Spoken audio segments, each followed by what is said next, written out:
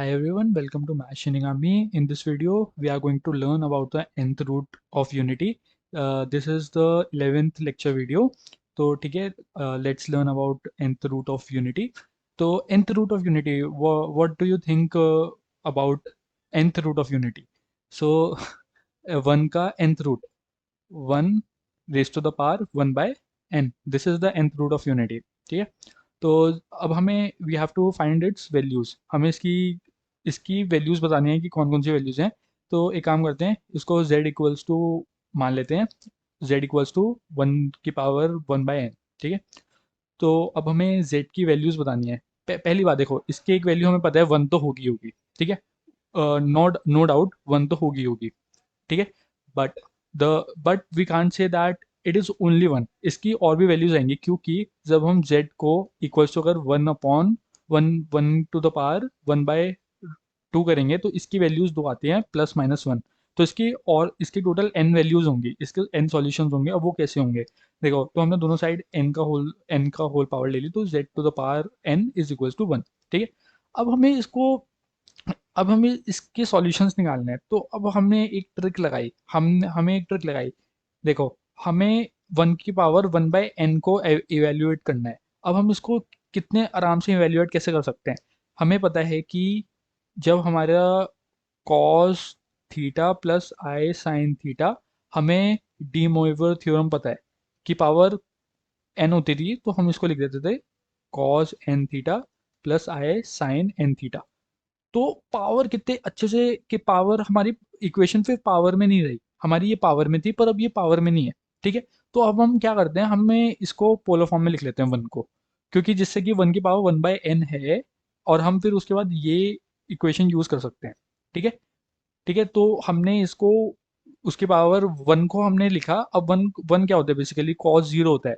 तो हमने एक जनरल फॉर्म में लिखा, हमने 1 को हमने एक जनरल फॉर्म में लिखा, cos 2k pi plus I sine 2k पाई. देखो, 2k pi is always will be always 0 360.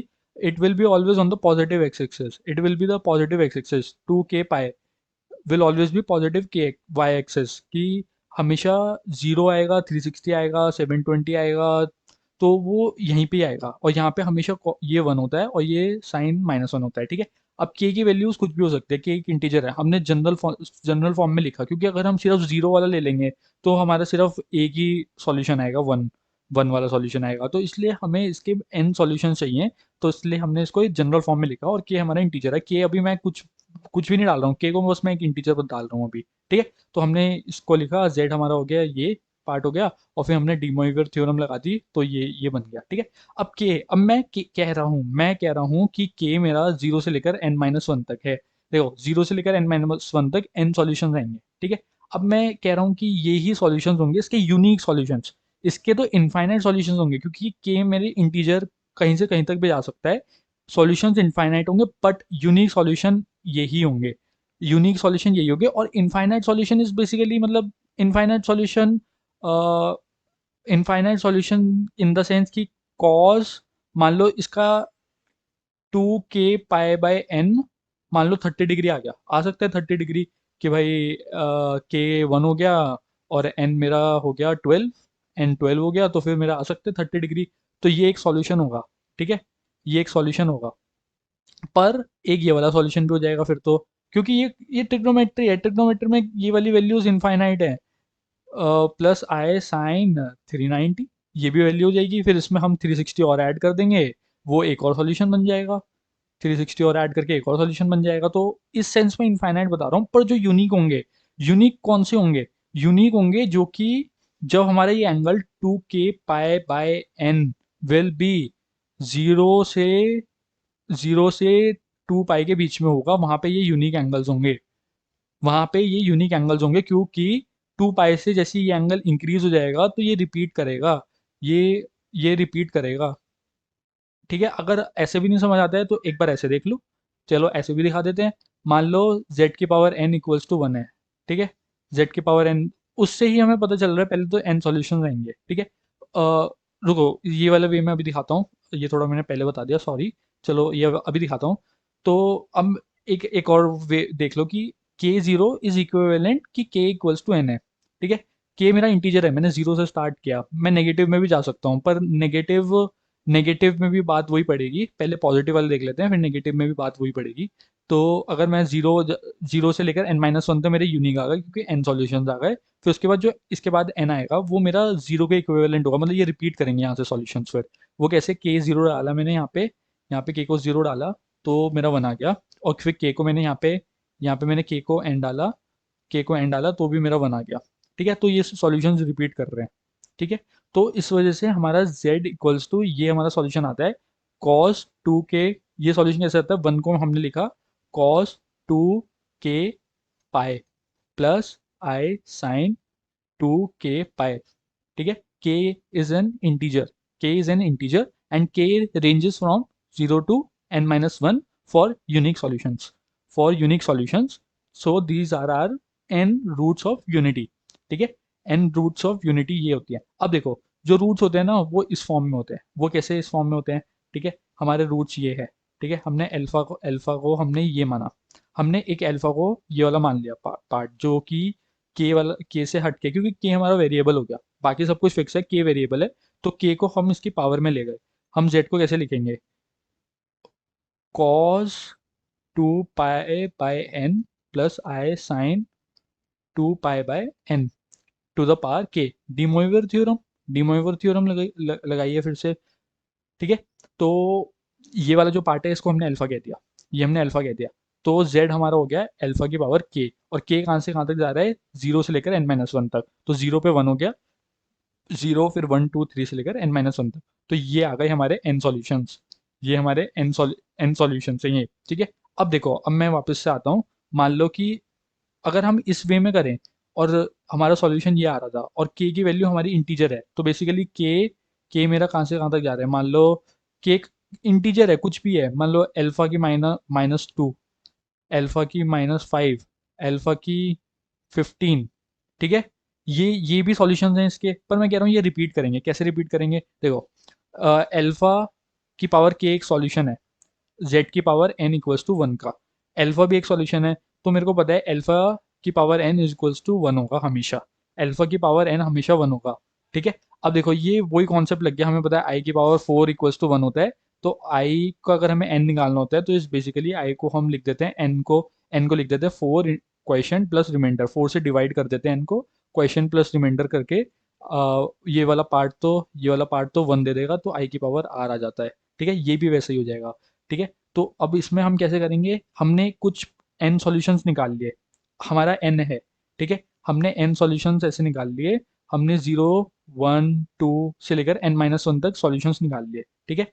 ये हमारे n सॉल्यूशंस हो गए, क्योंकि जब भी हम किसी भी नंबर को इस केस में हमें पता है अल्फा की power n equals to one है, ठीक है। तो जब हम कोई भी अल्फा की पावर k निकालेंगे, कोई भी k कुछ भी हो सकता है, ठीक है। तो ये क्या होगा, हम इसको लिखेंगे alpha n into question plus remainder, ठीक है। और हमें पता है remainder will be less than n, zero से इक्वल होगा, और ये होगा रिमाइंडर की कंडीशन, ठीक है। तो ये is basically equals to alpha की पावर r। समझ आया कि r की वो ये वाली वैल्यू अल्फा की पावर k अल्फा की पावर r में कन्वर्ट हो जाएगी, ठीक है। एक बार और समझा देता हूँ अच्छे से। हमारा सॉल्यूशन हम एक बार फिर से सुन लो, बहुत इंपॉर्टेंट है। z हमारा ये आया था, कैसे आया था ये, हमें हमें निकालना था z इक्वल्स टू वन की पावर वन बाय एन निकालना था। वन को लिखा cos 2k pi plus I sine 2k pi, फिर डीमोइवर थ्योरम लगा दी, cos 2k pi upon N plus I sine 2k pi upon N. ये बन गया सॉल्यूशन। फिर उसके बाद के को पावर में ले लिया, फिर से डीमोइवर थ्योरम लगा दी, उल्ट reverse de Moivre basically, I sine 2 pi by N to the power k, ठीक है। ये हमारी आ गई ये। और फिर हमने जो अंदर वाला पार्ट है उसे अल्फा ले लिया, cos 2 pi by N plus I sine 2 pi by N, उसे उसे अल्फा ले लिया, तो हमारा सॉल्यूशन आ गया अल्फा की पावर के। अब एल के अगर हम जीरो पुट करते हैं, के को वन पुट करते हैं तो अल्फा आता है। हमें पता है कि अल्फा भी एक सॉल्यूशन है इसका, फिर के क्योंकि हमारा इंटीजर है, कुछ भी हो सकता है, और हम वो यहाँ पे पुट कर दें बेसिकली, तो अल्फा इज इक्वल्स टू 1 की पावर 1/n, तो अल्फा की पावर n इक्वल्स टू 1 आता है। ठीक है, तो अब हमें अल्फा की पावर k निकालना है, तो मैं क्या करता हूँ, k को मैं n से डिवाइड कर दूंगा, तो मेरा आएगा n into question plus remainder. ठीक है, k मेरा क्योंकि n इंटू कुछ क्वेश्चन होगा प्लस रिमाइंडर होगा, सीधी सी डिवीजन डिवीजन रूल लग रहा है ये बस। तो अब मैं इसको कैसे लिखूंगा, n की पावर q प्लस अल्फा की पावर इंटू अल्फा की power r, so this will be equals to alpha की पावर r। ठीक है, तो अल्फा की पावर r हमारा और r क्या है, रिमाइंडर, r क्या होगा, remainder, remainder will always be less than n, remainder जबकि k को when k is divided by n, तो remainder will always be less than n and will be greater than 0।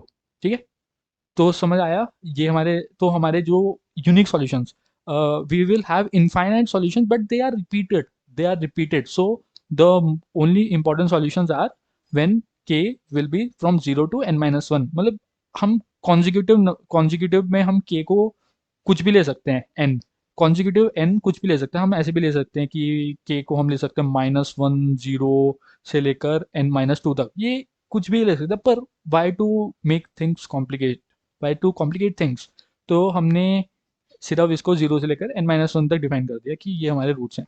ठीक है, अब nth रूट ऑफ -1 के कैसे होंगे, वैसे ही करेंगे, -1 को हमने कैसे लिखा, -1 का कहाँ पे होता है, जब यहाँ पे होता है बेसिकली ऑड मल्टीपल्स पे, हमने 2k पाई किया था जब यहाँ पे एंगल चाहिए था हमें, यहाँ पे cos 1 होता है sin 0 होता है, अब हमें -1 चाहिए, cos को -1 चाहिए, तो हमें ऑड मल्टीपल्स करने पड़ेंगे, k+1 ये ऑड मल्टीपल्स ऑफ पाई। ठीक है, तो ये किया और फिर से लगा दी हमने, बस यही आ गया, बस जैसे बेसिक से किया था, ये इस पे मैं ज़्यादा एक्सप्लेन नहीं कर रहा हूँ, सेल्फ एक्सप्लेनेटरी है जो हमने पहले किया था। ठीक है, अब properties of nth root of unity, अभी we have to learn about its properties भाई, अब हमने इसको पढ़ा है, उसकी कुछ प्रॉपर्टीज भी होंगी, तो ठीक है, प्रॉपर्टी देखते हैं। इफ n इज ऑड, अगर n ऑड है, then there is only one real root one of the equation, this देखो, z3 - 1 इक्वल्स टू 0। ठीक है, अब हमें पता है कि इसके जो कोफिशिएंट्स है वो रियल है, तो और ऑड पावर है, तो जब ऑड पावर होती है तो इसके बेसिकली 3 रूट्स निकलेंगे, ये 3 रूट्स होंगे। ठीक है, अब जब रियल कोफिशिएंट्स होते हैं तो जो कॉम्प्लेक्स रूट्स होते हैं वो कॉन्जुगेट में होते हैं हमेशा, तो अगर एक कॉम्प्लेक्स है तो दूसरा भी कॉम्प्लेक्स होगा। ठीक है, तो एक रियल तो निकलेगा ही, और वो रियल 1 होगा, क्योंकि 1 को हम पुट करेंगे तो 0 आ ही रहा है। ठीक है, तो 1 होगा, सिर्फ एक ही रियल रूट निकलेगा 1, एक ही रियल रूट 1 होगा जब ऑड पावर्स है।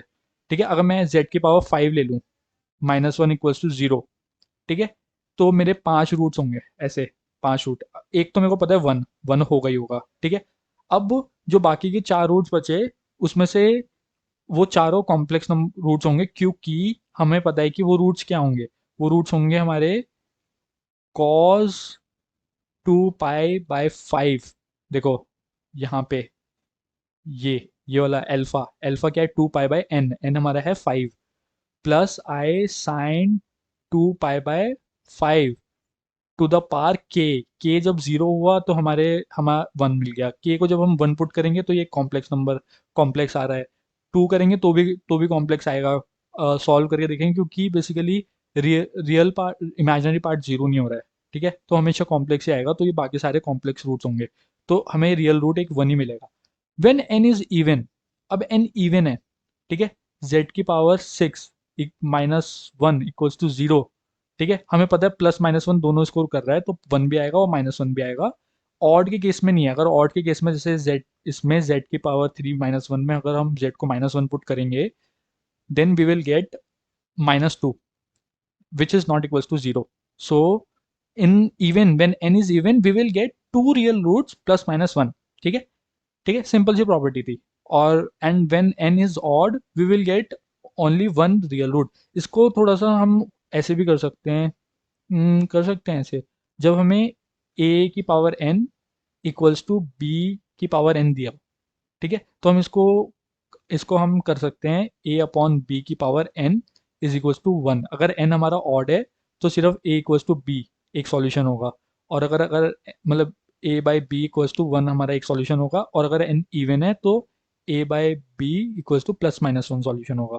ठीक है, तो इसका भी थोड़ा ध्यान रखना, ये भी, ये मतलब काफ़ी लोग देख लेते हैं, 9th 10th में पता लग जाता है काफ़ी लोगों को। ठीक है, ये पहली प्रॉपर्टी थी। Now let's get to the second property. So sum of N roots of unity, sum of N roots of unity, तो हमें पता है सम ऑफ रूट्स क्या होता है, माइनस बी बाई ए। तो इसमें बी है जीरो, तो सम ऑफ द रूट्स जीरो होंगे, हमें हमें पता है सम ऑफ द रूट्स जीरो होगा। ठीक है, हम एक बार उससे भी करके देख लेते हैं। हमारे ये रूट्स थे, इसको हमने सम किया, ये एक जीपी बन रही है, तो जीपी ये बना है, और अल्फा की पावर एन हमारा वन होता है। अल्फा की पावर एन वन होता है, जीपी का फॉर्मूला है क्या होता है, A one minus R to the power N, total number of terms one minus R, common ratio, और ये फर्स्ट टर्म, तो फर्स्ट टर्म वन है, कॉमन रेशियो अल्फा है, तो ये करके ये उससे भी जीरो आ रहा है। अब सम ऑफ द रूट जीरो आ रहा है, तो सम ऑफ द रूट्स क्या होंगे, बेसिकली सिग्मा जीरो से लेकर एन माइनस वन के को प्लस करते रहेंगे, ये सम ऑफ द रूट्स होंगे। तो अ, ये सम ऑफ द रूट्स हो जाएंगे, तो ठीक है। तो हमें पता लग जाएगा कि जब हम cos sigma cos two K pi by N equals to zero, और साइन भी sigma two K pi by N equals to zero. देखो, हम कॉम्प्लेक्स नंबर से बेसिकली ट्रिग्नोमेट्री की प्रॉपर्टीज डिफाइन कर रहे हैं। मान लो मैंने एन को 5 ले लिया, तो इससे मैं क्या कह रहा हूँ, कॉस को मैंने, cos zero is basically one, plus cos two pi by five, plus cos four pi by five, plus cos six pi by five, plus cos eight pi by five equals to zero. ये वाली property ये कह रही है अगर हमारा N five हो गया। ठीक है, ये हम उससे भी कर सकते हैं। बेसिकली जब हम टू प्लस करेंगे, तो I guess this and this will come out to be zero, और no no no no no, they won't be come out to be zero. तो हम इसमें अगर ट्रिग्नोमेट्री की आइडेंटिटीज लगाएंगे तो हो जाएगा ये जीरो। तो ये, और ऐसी साइन की केस में कॉस को साइन कन्वर्ट कर दो और ये आ जाएगा। ठीक है, तो इसलिए ये हमारी कॉम्प्लेक्स नंबर हमारे ट्रिग्नोमेट्री में भी यूज हो जाता है। ठीक है, बाकी दो प्रॉपर्टीज और हैं और एक क्वेश्चन है, तो वो भी जल्दी से देख लेते हैं। Sum of kth power of the roots. ठीक है, तो हमें रूट्स की केथ पावर कर दी, and then we have to sum sum all of the roots, तो ये बन जाएगा। तो इस ये भी एक जीपी बन रही है जिसका फर्स्ट टर्म वन की पावर के है और कॉमन रेशियो अल्फा की पावर के है। तो ये वन, ये प्रॉपर्टी वो लगाई, समीशन लगाया ज्योमेट्रिक प्रोग्रेशन का, तो ये बना, and then it also come out to be zero. ठीक है, तो ये हमारा जीरो आता है। प्रोडक्ट ऑफ द रूट्स, तो ये हमारे रूट से इसको प्रोडक्ट प्रोडक्ट किया तो पावर्स ऐड हो जाएंगी, ये एपी बन रहे, एपी का सम किया ये, और अल्फा की पावर ये बन जाएगी, और हमने अल्फा को ये पुट किया। ठीक है, हमने अल्फा को ये पुट किया, तो अल्फा को हमने फिर अल्फा की वैल्यू पुट कर दी, और फिर डीमोइवर थ्योरम लगा दी इसमें। बेसिकली देखो सॉल्यूशन सिंपल ही है, तो डीमोइवर थ्योरम लगा के ये बना। ठीक है, basically N minus one pi ये एंगल है। अब ये एंगल क्या है, पाई का मल्टीपल है, इंटीजर मल्टीपल है, तो यहाँ पे भी आएगा, यहाँ पे भी आएगा। तो जब एन इवन है तो ये वाला पार्ट ऑड है, ऑड मल्टीपल ऑफ पाई है, तो यहाँ पे आएगा कोऑर्डिनेट उसमें, तो यहाँ पे माइनस वन मिलेगा, साइन तो जीरो ही रहेगा।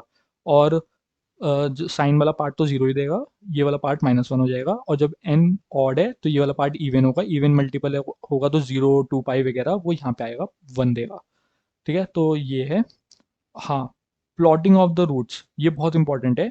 तो देखो हमारा जो भी एक था जनरल वाला, ये जनरल वाला हमारा सॉल्यूशन ये था। ठीक है, इसका मॉडुलस हमें पता है वन है, और इसका जो एंगल है आर्ग्यूमेंट है वो है to K pi by N. ठीक है, बेसिकली क्या हो रहा है, K into two pi by N हो रहा है। ठीक है, के हमारा जीरो से लेकर एन माइनस वन तक जा रहा है, तो बेसिकली हम टू पाई जो एंगल होता है, ये टू पाई एंगल होता है पूरा पूरा का पूरा, इसको हम एन पार्ट्स में पहले डिवाइड कर रहे हैं। हमने एन पार्ट्स में डिवाइड किया, ये एन पार्ट्स में ऐसे ऐसे डिवाइड किया, इक्वल डिवीजन दिया एन पार्ट्स में। अब फर्स्ट एंगल क्या है, जब हमने के को जीरो पुट किया तो हमारा आया जीरो, तो ये वाला एंगल हो गया फर्स्ट, ये फर्स्ट एंगल हो गया। फिर हमने के को टू पुट किया तो आया, के को वन पुट किया, one into two pi by N आया। तो ये वाला क्योंकि एंगल हो जाएगा टू पाई बाय एन, क्योंकि एन एन पार्ट्स में हमने इक्वली डिवाइड किया, तो एक एंगल हो जाएगा टू पाई बाय एन, तो ये वाला आ जाएगा हमारा सेकेंड रूट। फिर ऐसे ही ये थर्ड रूट आ जाएगा जब ये भी टू पाई बाय एन हो जाएगा। तो ऐसे करते करते थर्ड रूट, फोर्थ रूट, और करते करते यहाँ पे एन माइनस वन रूट आ जाएगा। ठीक है, इससे भी हमें पता लग रहा है कि जब हम के को और इंक्रीज करेंगे, एन कर देंगे, तो हमारा वापस से रूट रिपीट हो जाएगा, इससे भी हमें दिख रहा है। ठीक है, एक बार और देख लेते हैं। तो हमारे एंगल्स क्या बनेंगे, आर्ग्यूमेंट हमारा बन रहा है 2k π/n। तो जो आर्ग्यूमेंट्स है वो हमारे इस फॉर्म में आ जाएंगे, और हमने जब इसको प्लॉट किया तो हमारा ये बन रहा है। अब प्लॉट में क्या है कि जब हम इसको इसको जब एंड पॉइंट्स को जोड़ेंगे तो ये जैसे सबका एंगल भी इक्वल है, मॉडुलस इक्वल है, तो सबकी ये साइड्स, ये एक पॉलीगन बनेगा, ये एक पॉलीगन बनेगा, एन साइडेड पॉलीगन बनेगा जो कि रेगुलर पॉलीगन होगा, और इनकी सारी साइड्स इक्वल होंगी और जिसका सेंटर ओरिजिन होगा। ठीक है, तो अब देखो, हमने जब वन अल्फा अल्फा के वन पुट के, ये आया k2 3 4 5 और ये n-1। जब हम वापस के को n पुट करेंगे तो हम वापस से इस ये वन वाले पॉइंट पर आ जाएंगे, और फिर n+1 पुट करेंगे तो हम वापस से ये अल्फा वाले पॉइंट पर आ जाएंगे। Basically alpha is equal to alpha n+1, क्योंकि ये क्या हो जाएगा, alpha n into alpha is equal to alpha. ठीक है, तो इस वजह से इससे भी पता लग रहा है कि हमारे सिर्फ यूनिक n-1 ही होंगे सॉल्यूशंस। तो ये हम है। अब एक और प्रॉपर्टी है, ये लास्ट प्रॉपर्टी है, कॉमन रूट्स ऑफ, हमें एक दिया हुआ है z⁻p=1 एंड z⁻q=1। तो इनके जो common root, number of common roots होंगे वो p और q के HCF होंगे, p और q का HCF होंगे।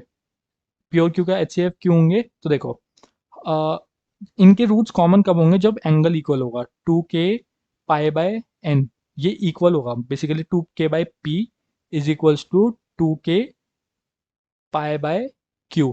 ठीक है, k कुछ भी हो सकता है, k इसका k और इसका k अलग होगा।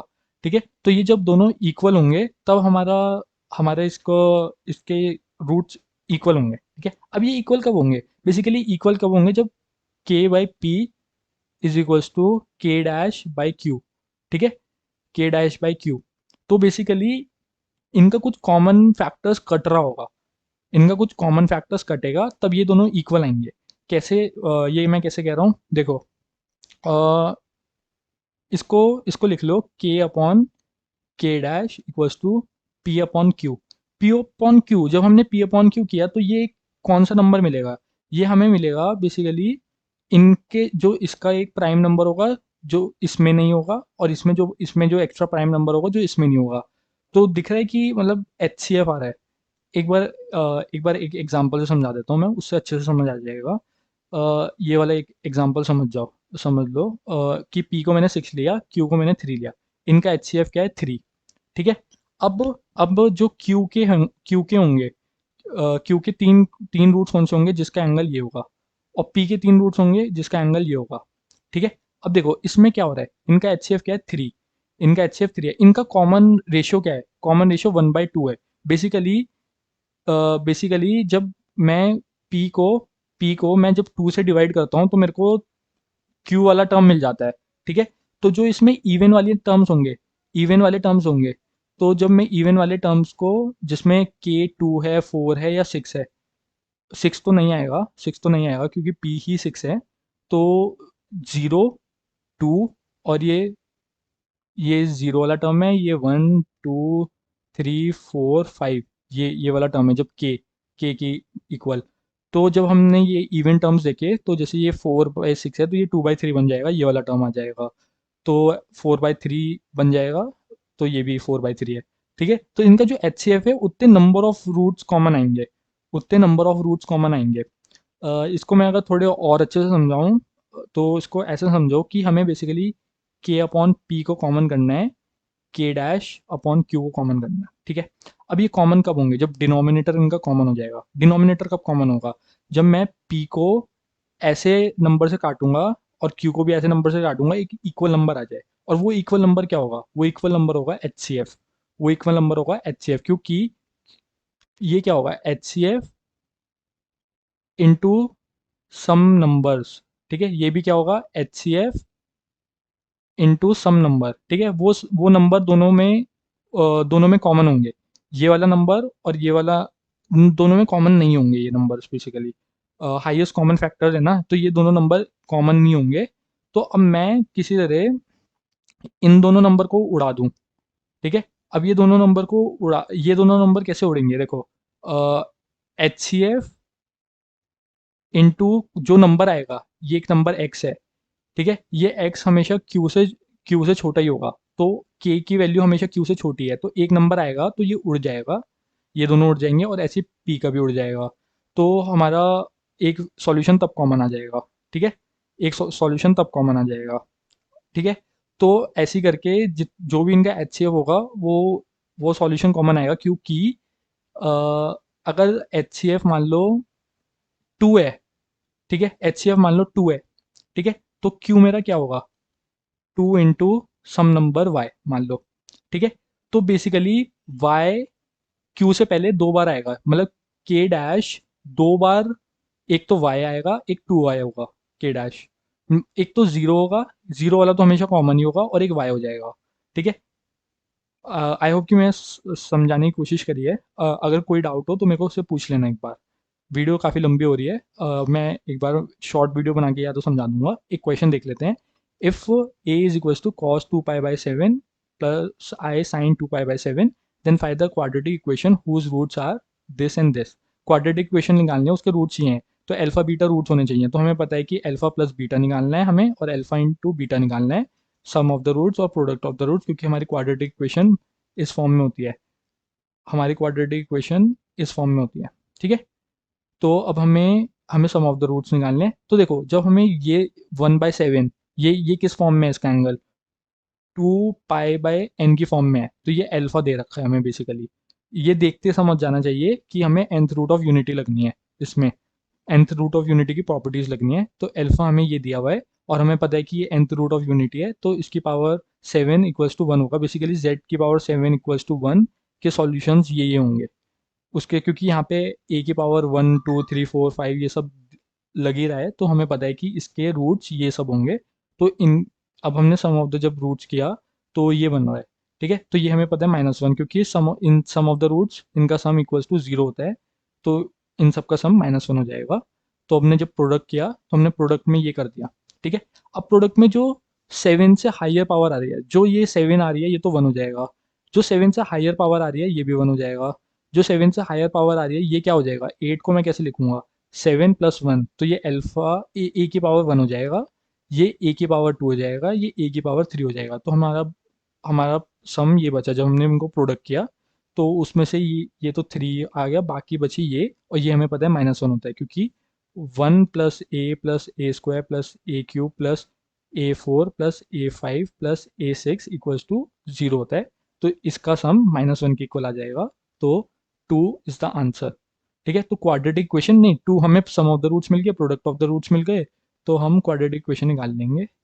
ठीक है, that's it in this video, and there is one important announcement. I am planning to conduct a doubt session on complex number because complex number is finished. Complex number का first part of complex number हमने finish कर चुके हैं। अब geometry वाला part बचा है, वो कोऑर्डिनेट ज्योमेट्री के बाद पढ़ेंगे, तब अच्छे से समझ आएगा। तो what I am planning is, मैं एक डाउट सेशन कंडक्ट करूंगा, 1 and 1.5 आवर्स का डाउट सेशन होगा। ठीक है, that will be on Sunday at 6 PM, and don't worry, it will be free of cost at all. तो जिसको भी इंटरेस्टेड है, डिस्क्रिप्शन में एक फॉर्म है, उसको फिल कर देना, and I will email the meeting link, and where we will discuss any doubts you guys might be having. And कोई भी कॉन्सेप्ट अच्छे से समझ नहीं आया तो मैं उसके उसके डाउट्स वगैरह सब सॉल्व करूंगा। और कुछ भी डाउट होते feel free to reach out to me on the Telegram group और to fill the form, and I will be happy to help you guys. तो ठीक है, मिलते हैं अगली वीडियो में, बाय।